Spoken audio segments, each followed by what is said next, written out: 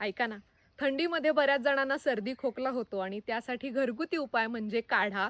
कालपासून माझाही आवाज थोडासा बदलल्यासारखा जाणवतो आहे मला, त्यामुळे मी आता काढा बनवते आहे.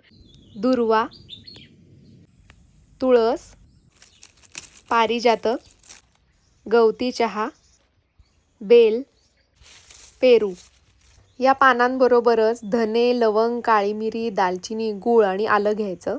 जेवढा काढा बनवायचा आहे, तर त्याच्या दुप्पट पाणी उकळायला ठेवायचं. त्याच्यामध्ये ही सगळी सामुग्री घालायची आणि पाणी उकळून निम्मं झाल्यानंतर आपला काढा तयार होतो. पानं बारीक कापून घ्यायची आणि बाकीचा मसाला ठेचून घ्यायचा आणि गरम पाण्यामध्ये घालायचं.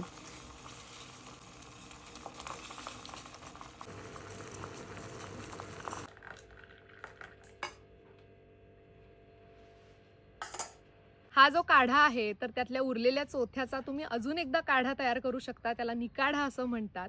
तर हा आता गरम-गरम काढा मी पिते. तुम्ही सुद्धा नक्की घरी करून बघा. आहाहा! वाह!